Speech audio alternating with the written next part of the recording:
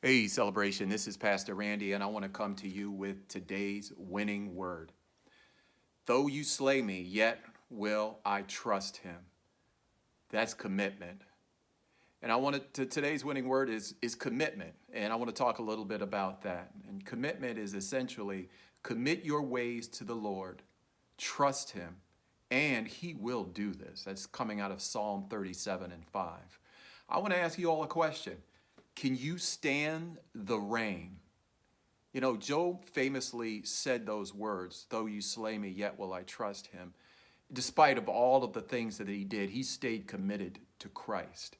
And I want to ask you, can you stand the rain despite the rain and the storms and everything that is coming? I mean, are you broken? Because there is a lot of people that are broken out there. Are you broken but committed? That's the commitment that I want to talk about. And in order to have that type of commitment, you got to understand obedience is better than sacrifice. That's what's found in 1 Samuel. We have to be obedient to what we're called to do, the right things to do. So we have to make sure that obedience is better than sacrifice. So how do you stay committed in the midst of the rain? Well, first and foremost, you have to have a connection.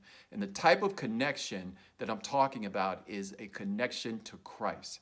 It is anchoring yourself to what Christ is and has done for you. It's the undefeatedness, as Pastor Robbie has talked about, the undefeatedness of Christ. That's what you're anchoring to. That's what you're committing to. So when that rain comes, you're standing on an immovable object. Yes, the rain can come and the storms will come. It will make you wet. It will make you cold. It will actually move you. But if you're standing on Christ, the solid rock I stand. Some of y'all older saints know what I'm talking about. On Christ, the solid rock, we have to stand on other grounds, is sinking sand. So when you're standing on an immovable Christ, you're standing on something that is an eternal refuge, that has his everlasting arms that surround us. That's what's found in Deuteronomy 33 and 7.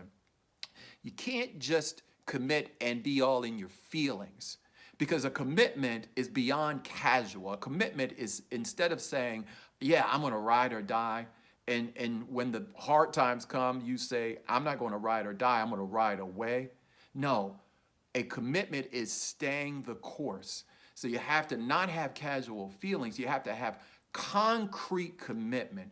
And that concrete commitment is staying and sticking and staying, regardless of whether you're in a good or a bad situation. Because we know by sticking and staying, you're not staying because it's good. You're staying because you are with a great God. That's the type of commitment I want us all to exercise. We also have to commit to stay the course. You know, mountaintops, they inspire us, but the valleys in life mature us. And I'm talking about the type of maturity that when you are in the valley of the shadow of death, and many of us literally are, that we know family and friends that our people are dying. So we're in the shadow of the valley of death. Or we're in a commitment, we're in a situation where it's the death of finances for us. It's the death of a job and a career for some of us. It's the death of relationships for some of us. You have to stay committed, because even in the valley of the shadow of death, we will fear no evil.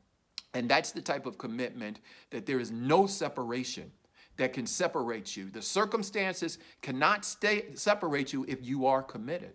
And the separation that I'm talking about in Romans, and is so famously found in Romans, that there is no separation. There's not height nor depth.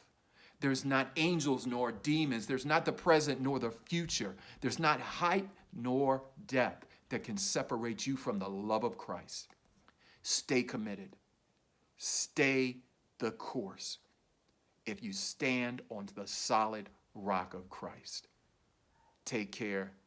I love you, Celebration. I can't wait to see you.